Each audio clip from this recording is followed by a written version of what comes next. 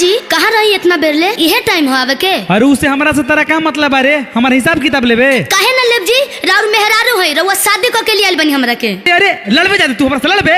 काहे ना लड़, तू का कर लेबो? अरे माई हो माई, हमरा के कितना मारत, हम जा दनी तोरा घर से।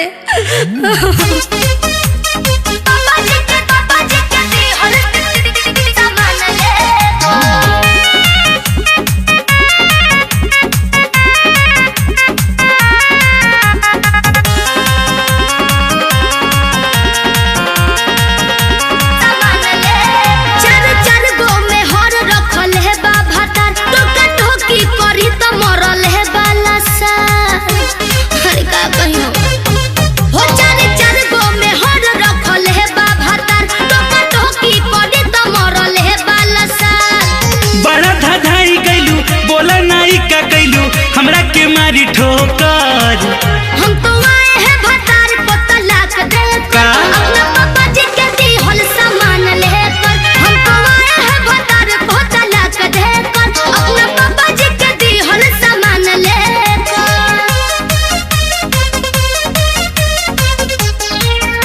भतार को तलाक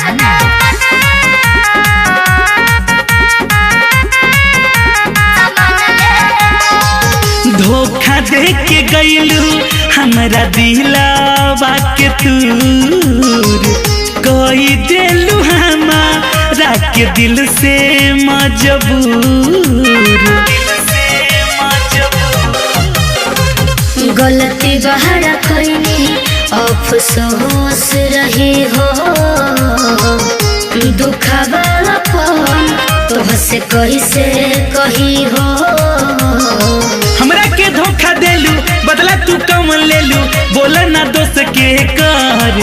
हम तो आए हैं भतार को तलाक देकर, अपना पापा जी के दिहल सामान लेकर। हम तो आए हैं भतार को तलाक देकर, अपना पापा जी के दिहल सामान लेकर।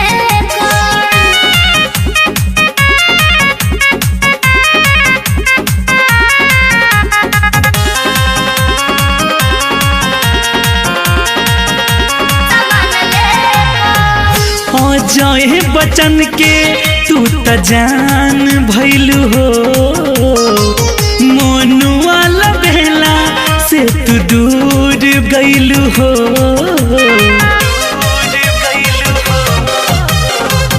रहे नाही मन हम तो भइनी लाचार, इज्जत बचावे खातिर रही ससुराल। झूठे सहत बाड़ू अब का कहत बाड़ू, रोवा ना फेकर फेकर।